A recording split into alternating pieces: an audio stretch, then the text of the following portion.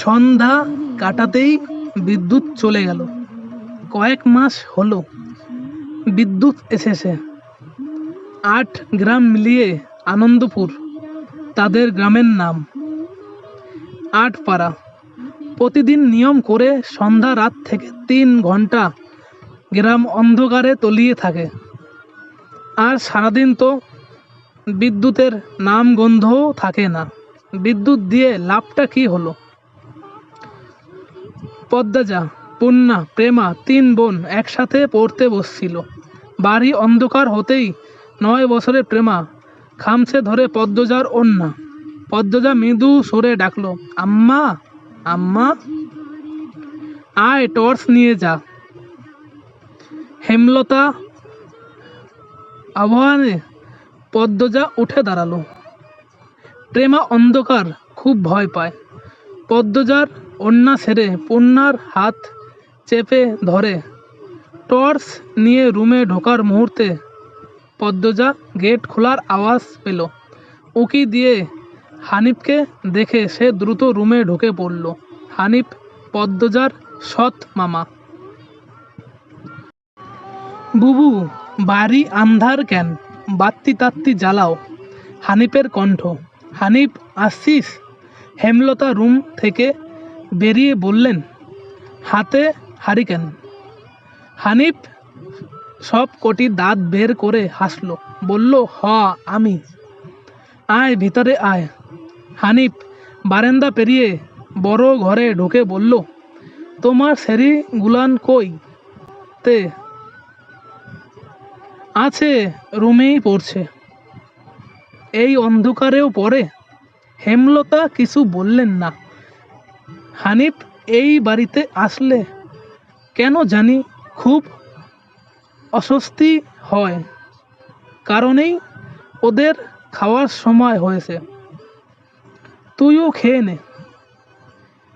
এইখানেই খামু।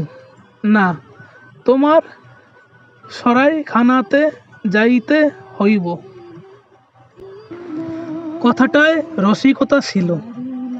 গ্রামে থেকেও হেমলতা খাওয়ার জন্য আলাদা রুম নির্বাচন করেছেন। সেটা হানিফের কাছে রসিকতাই বটে। হেমলতা প্রশ্নের জবাব সোজা সাপটা না দিয়ে বললেন, খেতে চাইলে খেতে আয়।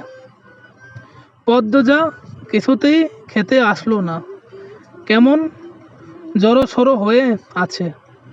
মনে হচ্ছে হানিফকে ভয় পাচ্ছে বা অবহেলা করছে। হানিফ ৬ বছর সৌদিতে ছিল।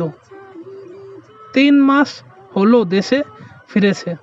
৩ মাস যতবার হানিফ এই বাড়িতে পা রেখেছে ততবারই পদ্মজা অজুহাত দিয়ে দূরে দূরে থেকেছে। হেমলতার বিচক্ষণ মস্তিষ্ক মুহূর্তে ভেবে নিল অনেক কিছু। তাই জোর করলেন না। আজই এই লুকোচুরির ফয়সালা হবে। হানিফ পদ্মজাকে দেখার জন্য অনেক ছলচতুরি করল, কিছুতেই সুযোগ পেল না। বিদ্যুৎ আসার ঘণ্টাখানেক পর হানিফ চলে যায়। পূর্ণা, প্রেমা রুমে ঢুকেই পদ্মজা ঝাঁপিয়ে পড়ে। রুদ্ধশ্বাস কণ্ঠে বলল, কতবার না করেছি লোকটার পাশে বেশিক্ষণ না থাকতে। তোরা কোনো শুনিস না আমার কথা। পূর্ণা ও প্রেমা বিস্ময়ে হতবিহ্বল।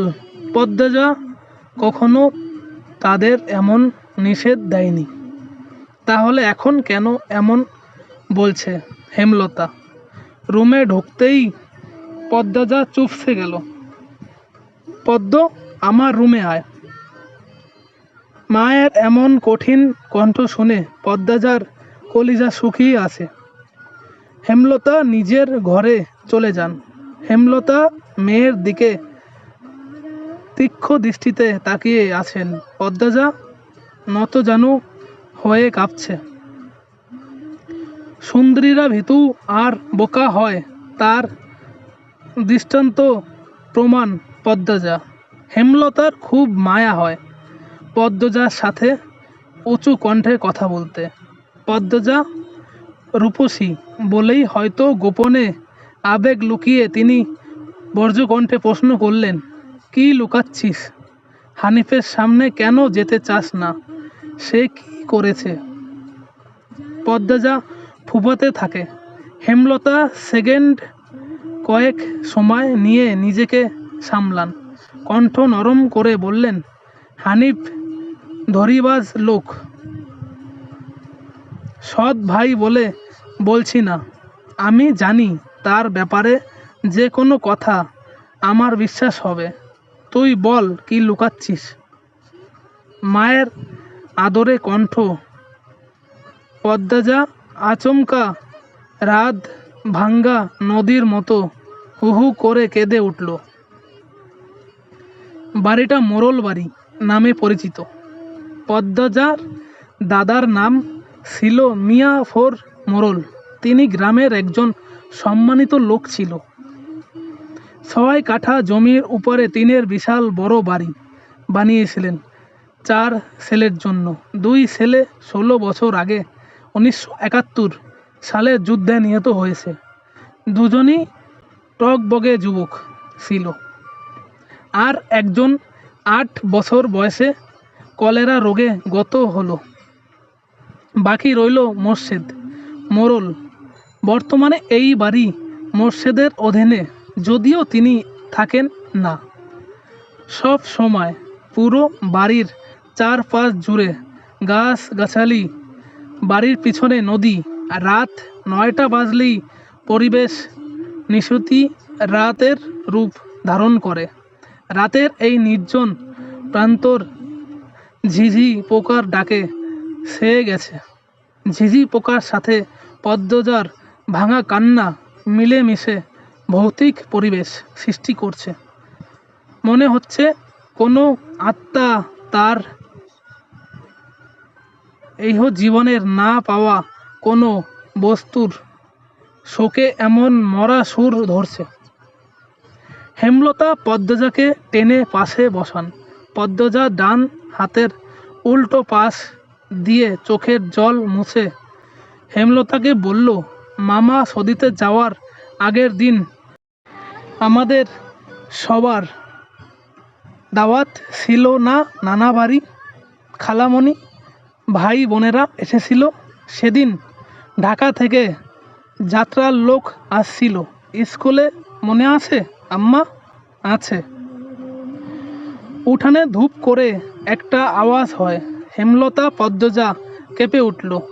পূর্ণা প্রেমা দরজায় কান পেতে রেখেছিল মা বোনের কথা শুনতে। হুট করে কিছু পড়ে যাওয়ায় আওয়াজ হতেই দুজন ভয় পেয়ে যায়।